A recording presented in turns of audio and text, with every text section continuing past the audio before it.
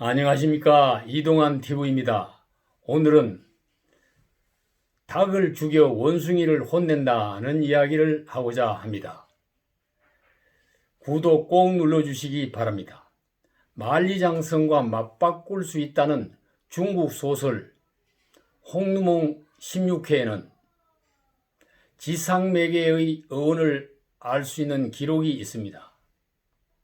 당신도 알다시피 우리 집을 관리하고 있는 하인 가운데 누구 하나 만만하고 착한 사람이 있습니까?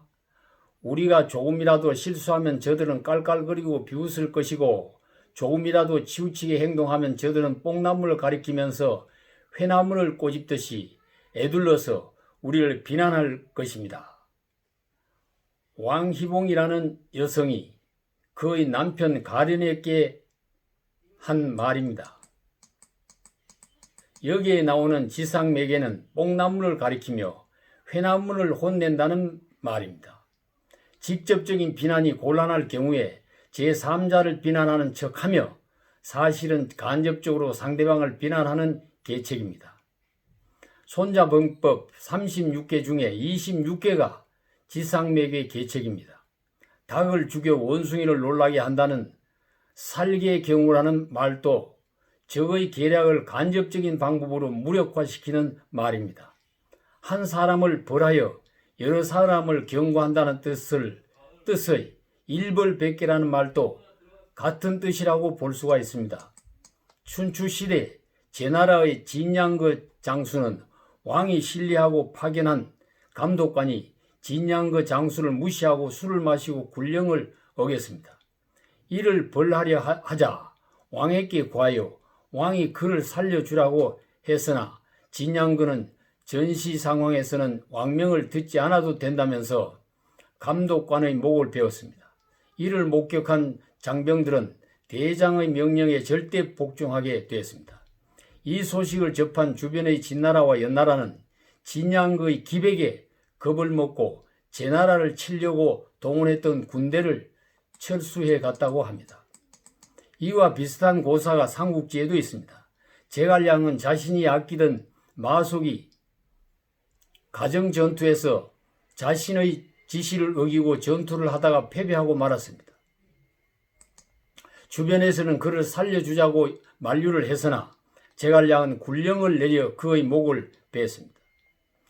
유비가 마속에 대하여 당부한 말이 생각나서 눈물을 흘렸습니다.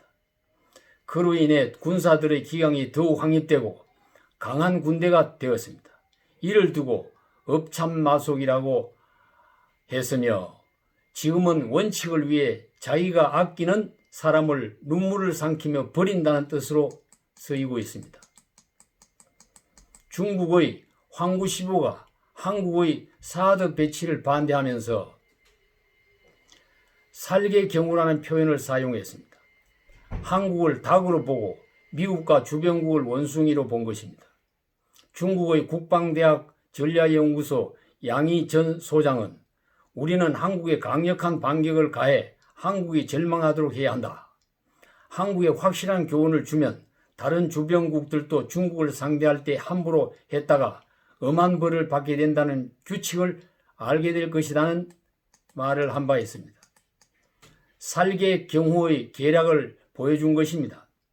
북한이 미사일 도발을 계속하는 것도, 얼마 전 개성에 있는 남북 연락사무소 건물을 폭파한 것도 간접적인 방법을 통하여 남한을 급박해 보려는 살계경우 계책으로 볼 수 있습니다. 국가 간의 세력을 다투는 외교 전선에는 과거에도 있었고 현재도 흔히 있는 일입니다. 그러나 중국의 한국 사드 배치에 보복하는 행위가 손자병법의 지상매개 계책인 것을 알고 한국은 그에 대체하면 되는 것입니다. 한국에 배치하는 사드 북핵 도발로부터 한국에 배치하는 사드가 북핵 도발로부터 한국을 지키는 방어용 무기이지만 중국을 경계하는 미국의 전략도 포함되어 있습니다. 한국은 주변 강대국의 역학관계를 잘 분석하면서 자국 국력을 키워야 합니다. 정치활동과 기업경영, 사회생활에도 지상매개의 상징적이고 풍자적인 행위로 위정자나 상대에게 메시지를 전달하는 일이 많이 있습니다. 지상매개가 처세술이 되고 삶의 지혜가 될 수도 있는 것입니다. 지상매개, 말의 깊은 뜻을 되새기면서 외교전에 성공하고 인생을 사는 삶에 성공할 수 있어야 할 것입니다. 감사합니다.